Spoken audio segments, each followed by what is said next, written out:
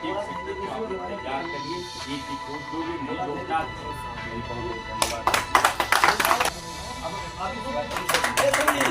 करता जेपी यादव की 2 मिनट की इस वक्त हमारे साथ लालगंज के सांसद दरोगा सरोज जी और विधायक विजयी सरोज जी भी हैं और उनके साथ में लालगंज के सारे कार्यकर्ता भी हैं। और आज यहाँ पर एक समारोह कुछ रखा गया था सांसद जी के, उसमें तो हम उनसे बात करेंगे। सांसद जी, आज ये प्रोग्राम किस विषय पे था? देखिए, जो जिनके बदौलत हम लोग इस सीट को नहीं बल्कि उत्तर प्रदेश में 37 सीट हम लोग उपलब्ध किए हैं, यही हमारे हाथ पैर आँख कान नाक सब कुछ है। ये हमारे दिल की धड़कन ये लोग हैं।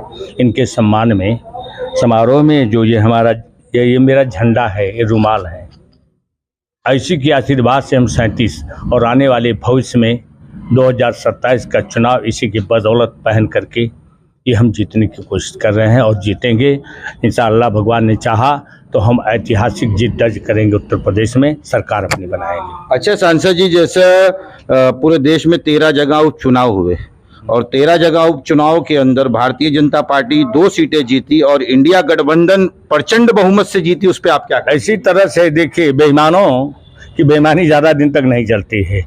देर है लेकिन अंधेर नहीं है। इन लोगों ने जो अपने कुकृत्यों से ये भारतीय जनता पार्टी जा रही है, अपने कारनामों से जा रही है। जनता ने बता दिया कि अब तुम्हारा यहाँ कुछ नहीं है, तुम झूठ बोलने के सौदागर हो, झूठ की खान हो, झूठ की जननी हो तुम। झूठ बोल करके जो अब तक हम लोगों ने बरगलाया, हम लोगों को बरगलाया है, अब झूठ की खेती नहीं होगी, अब ईमानदारों की खेती होगी। समाजवादी पार्टी के अंदर विश्वास करके लोगों ने अपना मत दिया है इंडिया गठबंधन को और आने वाले दिनों में भी यही होने जा रहा। अभी से इनके लोग खुद कह रहे हैं कि अब अगली सरकार हमारी नहीं बनेगी।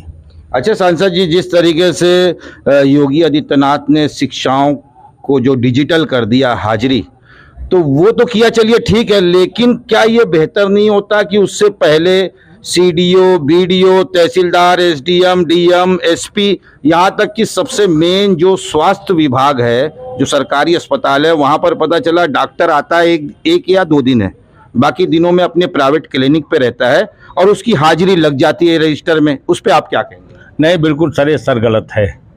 ये कानून के साथ, संविधान के साथ ये मजाक हो रहा है। केवल जानबूझ करके उन टीचरों को हतोत्साहित किया जा रहा है कि ये बराबर, और यही अगर है तो सब पर होना चाहिए। अंकुश सारे लोगों पर लगना चाहिए, न कि अध्यापक ही उसका जिम्मेदार है। उसका जिम्मेदार तो ऊपर के आला अधिकारी हैं और सरकार है। एक आखिरी सवाल आपसे कि जिस तरीके से इमरजेंसी को भारतीय जनता पार्टी कहती है कि संविधान का काला दिवस, जिस पे राष्ट्रीय अध्यक्ष अखिलेश यादव ने भी कुछ कहा है, टिप्पणी की है, उस पे आप क्या कहेंगे? मैं कह रहा हूँ वो तो इतिहास का काला दिन है। ये तो अघोषित इमरजेंसी लगा दिया इन्होंने। अघोषित इमरजेंसी है कि जानबूझ करके टारगेट किया जा रहा है केवल इंडिया गठबंधन के लोगों को। और लोग और जगह है, आप देख लीजिए क्या हो रहा है। हर जगह भ्रष्टाचार, अत्याचार, उत्पीड़न केवल पीडीए के लोगों का हो रहा है और मनमाना ये करते चले जा रहे हैं, कह रहे हैं ऊपर का आदेश है।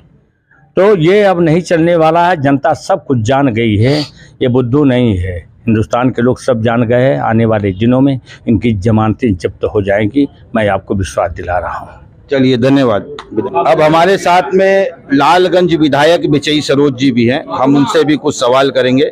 विजयी सरोज जी, ये बताइए कि जैसे अभी सांसद जी से तो सवाल हो गए, लेकिन आप मौजूदा जो सरकार चल रही है योगी आदित्यनाथ की, दावे तो बड़े बड़े होते हैं, विकास के दावे, लोग कहते हैं विकास नहीं हुआ, लेकिन तो विकास तो पगला के 10 साल में बाहर आ गया। आप देख लें जिस तरीके से राम मंदिर की छत 6 महीने में चुने लगी, रामपथ जगह जगह से टूट के बताने लगा कि विकास हुआ।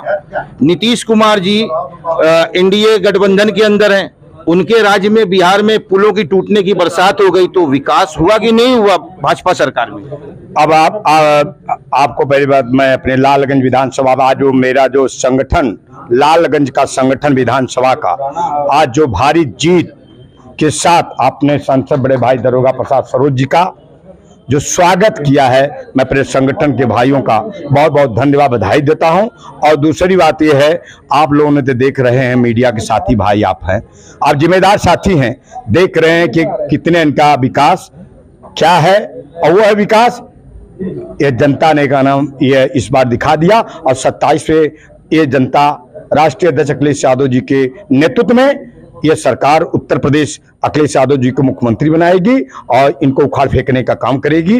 और इनका विकास झूठा है, फौरेबी है, और यह जनता जान गई है। कितना भी बहकावेंगे, लेकिन ये जनता बहकने वाली नहीं। उसका जीता जाता उदाहरण इस सामने लोकसभा 24 का दिखा दिया है।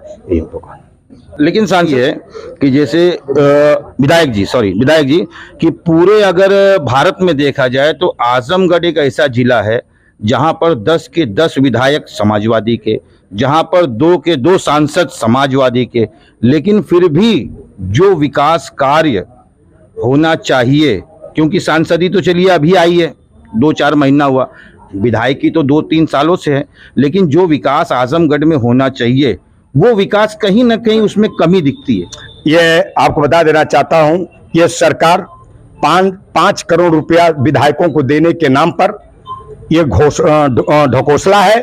ये 28% जीएसटी वापस, ये पहली सरकार है देश में, जब से बनी है ये संविधान तब से पहली सरकार है कि विधायकों को कहना कि निधि देकर 28% वापस ले रही है। जो पैसा बच रहा है शासन से, सरकार से 1 पैसा का विकास के लिए नहीं मिला। निधि से जो हो रहा है, बीमारी से लेके, लाइट से लेके और ट्रांसफार्मर से लेके सारे ट्रांसफार्मर, जो आज ट्रांसफार्मर 25-30, 40 साल से कहना 10 केवी का ट्रांसफार्मर 10 घर के मिला था, आज वहां 50 घर हो गया है। आज भी ट्रांसफार्मर कहना कि वो चेंज नहीं हुआ। लगातार ये सरकार केंद्र में ये तीसरी बार है और उत्तर प्रदेश दूसरी बार है। इनका ही विकास है कि जनता लाइन और बिजली और खंबा लेकर अतरा मची हुई है। उसके जीते जागता उदाहरण आप हैं। और खाली कागजी विकास। चलिए, धन्यवाद। तो ये थे हमारे साथ में लालगंज के सांसद दरोगा सरोज और विधायक बिचई सरोज भी। मैं जाबिर शेख, प्रहारी, मुंबई से।